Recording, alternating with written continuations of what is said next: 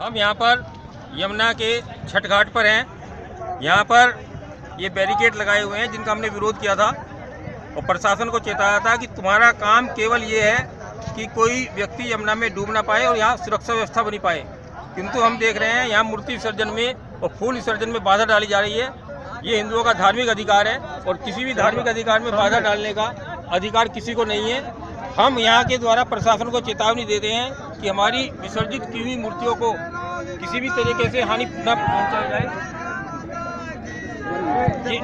ये हमारी जो विसर्जित मूर्तियाँ हैं इनको किसी भी तरीके से हानि ना पहुँचाई जाए और प्रशासन को चेतावनी देते हैं कि कल सुबह उठ के ये बैरिकेड खोल दिया जाए और यमुना में हमारी ये मूर्तियों को जाने दिया जाए ताकि ये विसर्जित की हुई मूर्तियाँ सुंदरवन तक जाएं और वहाँ जाकर एक प्रदेश के रूप में मूर्ति की मिट्टी जो है वो एक प्रदेश एक भूभाग हमको देती हैं।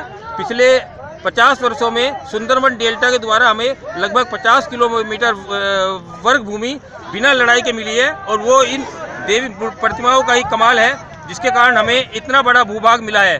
हम सरकार को प्रशासन को चेतावनी देकर कहना चाहते हैं कि हमारा जो मूल अधिकार है 26 वो कहता है धार्मिक कार्यों के प्रबंध करने का अधिकार धार्मिक संस्थाओं का है। इसमें किसी भी तरह की अड़ंगे अड़ाने का ना अधिकार सुप्रीम कोर्ट को है, ना हरामखोर स्वतंत्र कुमार को है, ना ही किसी एनजीटी को है। ये हमारा धार्मिक अधिकार है। जो मूर्तियाँ विसर्जन करते हैं इसमें कैल्शियम होता है और कैल्शियम से मछलियों की हड्डियाँ बनती है।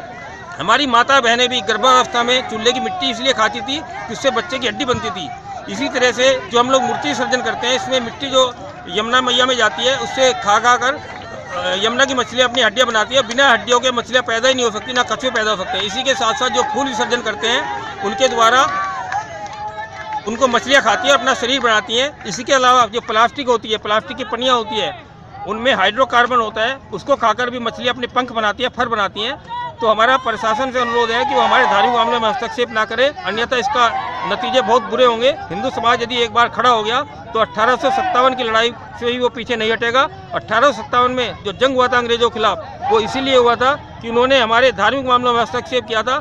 हमारे हिंदू सिपाहियों को गाय का मांस और मुसलमान सिपाहियों को सूअर की चर्बी खिलाने का अंग्रेजों ने प्रयास किया था, जिसके कारण हजारों अंग्रेजों का गला काट दिया गया था। उनके चर्चों में दिल्ली में आग लगा दी गई थी।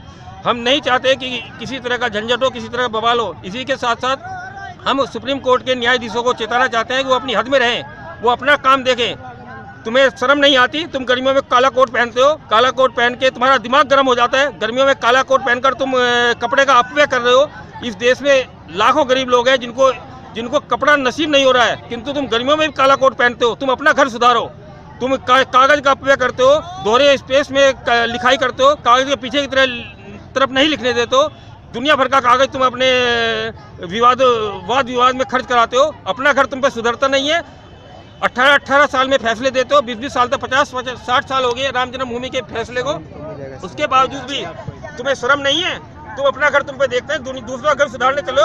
मैं सुप्रीम कोर्ट के मुख्य न्यायाधीश को हिदायत देता हूं कि यदि उसने हमारे धार्मिक मामले में हस्तक्षेप किया तो उनको ये काला कोट पहनकर हम कोर्ट में नहीं घुसने देंगे और हिंदू समाज उसका विरोध करेंगे। हिंदू महासभा, दारा सेना, यूनाइटेड हिंदू फ्रंट, ये सब मिलकर उसका विरोध करेंगे। जय श्री राम। भारत माता की जय। भारत माता की जय। भारत माता की जय।